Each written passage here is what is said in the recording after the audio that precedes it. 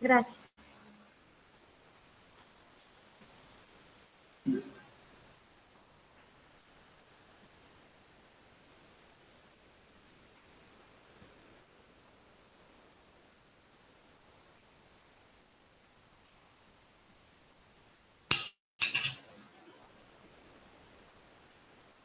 Ya se va a compartir en este momento la pantalla. Dígame usted si se ve. Por favor, confírmeme. Sí, sí se ve, maestra. Ah, muy bien. Bueno, el tema a tratar en esta semana aquí en la Universidad Ciudadana de Nuevo León es esto, es acerca del IVA. El IVA es un impuesto de valor agregado, así son sus siglas, las definiciones de IVA, impuesto al valor agregado, IVA. Y tenemos una normatividad fiscal aplicable según el derecho tributario que existe aquí en México. Y pues nos dice que la definición de impuestos es aquel tributo o carga que los individuos, pues nosotros tenemos que pagar, ¿sí? Al Estado o a la Federación para que a través de este pago y sin ejercer ningún tipo de contraprestación como consecuencia del mismo pueda financiar los gastos que tiene el gobierno en primera instancia. Por eso existen dos tipos de sujetos. Uno es el sujeto activo y otro es el sujeto pasivo. En el sujeto activo, pues es el Estado, es decir, gobierno o tesorería de la federación, quien se ve beneficiado directamente por las contribuciones de los ciudadanos. Y el sujeto pasivo, pues somos nosotros, el que tiene la obligación de pagar. Esa es la persona, ya sea natural o jurídica, al que por la ley impone el cumplimiento de las prestaciones tributarias. Y pues en este caso podemos hablar sujeto pasivo, tanto las personas físicas como morales. Nosotros sabemos que hay personas que se dan de alta en Hacienda y esas personas están obligados en primera instancia al pago del IVA, además de otros impuestos que le vienen a sujetarse de acuerdo al régimen en lo que esa persona pues se da de alta, ¿verdad? También pues las personas morales están sujetas a este impuesto. Y le había comentado a usted que no precisamente porque estés dado de alta, pagas el impuesto, también lo pagamos todas las demás personas indirectamente. Ahorita lo vamos a volver a tocar este tema. Conforme a la ley del IVA, ¿cuáles son las personas físicas y morales obligadas al pago de los impuestos? Bueno, según la ley, están obligados al pago del IVA las personas físicas y las morales que en territorio nacional realicen los actos o actividades siguientes: enajenen bienes, presten servicios independientes, otorguen el uso o goce temporal de bienes, importen bienes o servicios, todo esto sujeto a ese impuesto, al impuesto al valor agregado. El impuesto con base en la ley vigente de acuerdo al IVA nos comenta que con respecto a la tasa que tendremos que aplicar para calcular el IVA, tenemos que saber que hay dos tipos de tasas. Una, la general, que es del 16%, y una del 0%, que se aplica cuando se realizan determinados actos o actividades donde están exentos esos contribuyentes. Dentro del IVA que se deriva de las actividades que hemos mencionado, podemos encontrar el IVA trasladado y el IVA acreditable. El IVA trasladado es aquel que surge cuando nosotros, al realizar alguna de estas actividades, obtenemos algún monto de dinero, es decir, por ejemplo, las ventas. Al contrario, cuando los que pagamos por esas actividades somos nosotros, el IVA que se genera y que por tanto también pagamos, se le denomina ahora acreditable. El trasladado es cuando nosotros vendemos y el acreditable es cuando nosotros gastamos. El IVA permite que del impuesto que nos trasladen podemos restar del mismo el que por la misma ley tengamos derecho a disminuir de acuerdo a nuestra actividad. Por tanto, podemos restar del IVA que hemos cobrado, es decir, el IVA trasladado, el IVA que hayamos pagado en nuestros gastos, es decir, el IVA acreditable. En pocas palabras, se netean los dos impuestos y eso es lo que se declara ante el SAT. La forma de calcular el IVA. Por ejemplo, aquí viene una persona física que mensualmente está cobrando honorarios. Esta persona está cobrando 10,000 pesos. Y si aplicamos la tasa general del IVA, considerando que trabaja aquí en Nuevo León, porque hay zonas fronterizas y en esas zonas fronterizas del país, pues tienen una tasa del IVA distinto al de nosotros, es una tasa del IVA más baja, dependiendo de la zona donde se encuentra. Entonces, tocando el tema de esta persona es física que ha cobrado mensualmente honorarios, si son 10,000 pesos, calculamos el 16% de esos 10,000 pesos y son 1,600. ¿Alguna duda hasta aquí?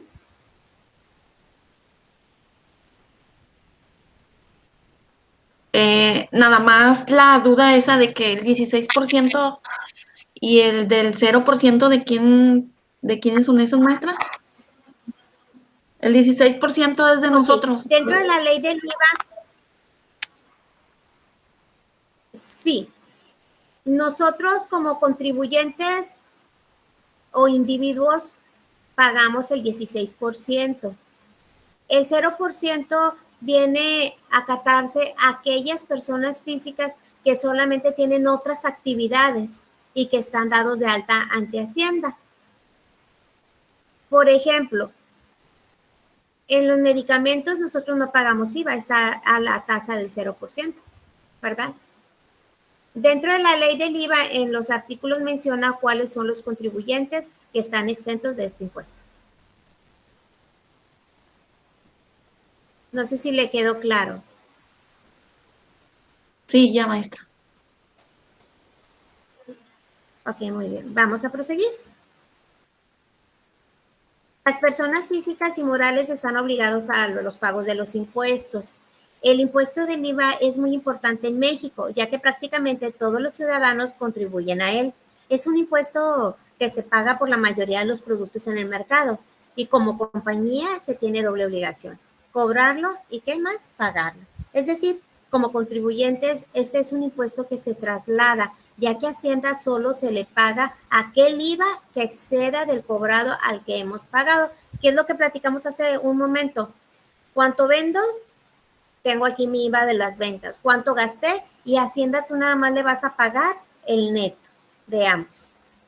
Si vendí 7 pesos y gasté de IVA 4, la diferencia son 3 y eso es lo que se le va a pagar a Hacienda. Y este impuesto también se basa a las siguientes tasas. En la zona fronteriza existe un 8%.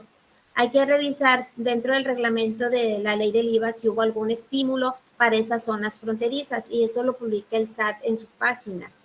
Y el resto del país, pues es el 16%, que es donde comentamos hace un momento que Nuevo León está dentro de la tasa del 16% y es aplicable por enajenación de compra y venta de bienes o prestación de servicios independientes, uso o goce temporal de bienes en las rentas o importación de bienes o servicios.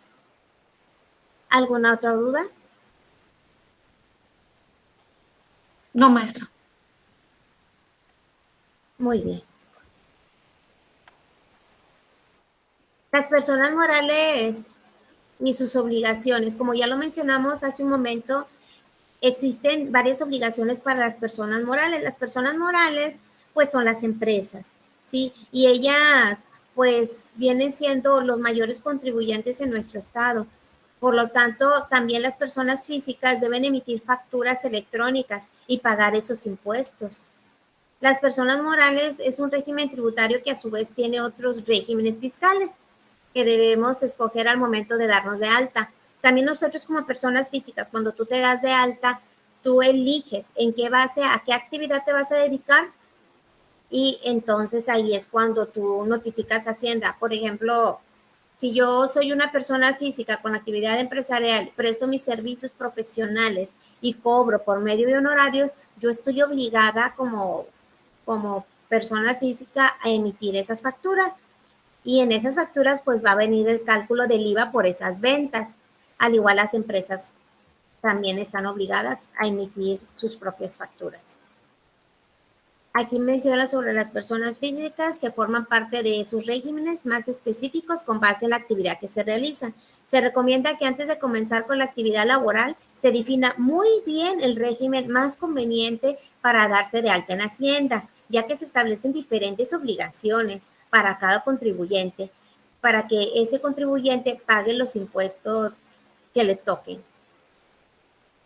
Por ejemplo, si yo soy una persona física por honorarios, ya lo mencioné, yo estoy obligada a pagar el IVA, pero también hay una tasa de retención de ese mismo impuesto. Hay un impuesto adicional que se llama ICR, que yo también lo tengo que retener en mis facturas y dárselo al fisco. En este caso, el fisco, pues es Hacienda. Al igual pasa para aquellas personas físicas que se dedican a rentar locales.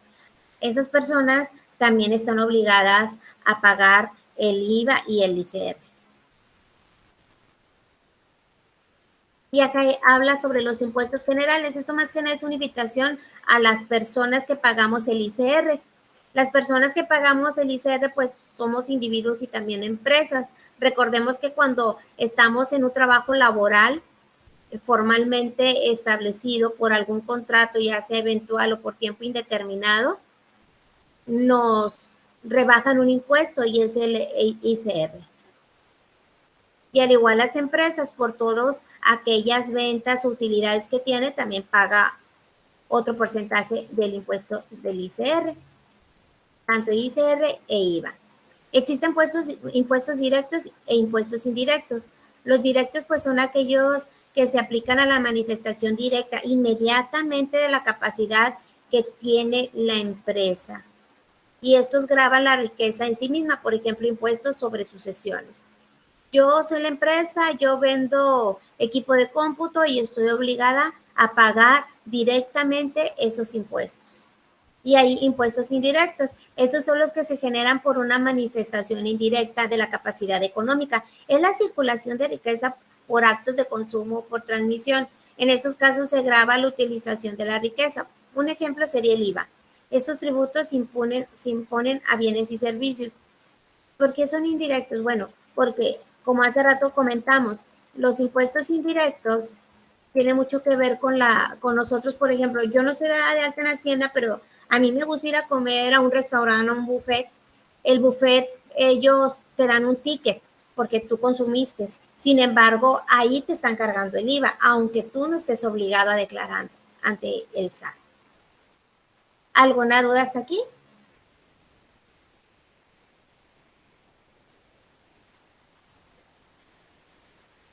No, maestra. Ok, bueno, entonces, ya para finalizar, la invitación está abierta a que suban su actividad.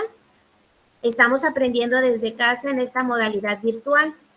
Hay que hacer una revisión del portal en cada una de los videos y links, así como foros y tareas que vienen en el portal para que se suban al tiempo. Voy a dejar de compartir. En caso de que tengan alguna duda, se tenga alguna duda al respecto, está la opción de mensajes y ahí me pueden pues seguir contactando.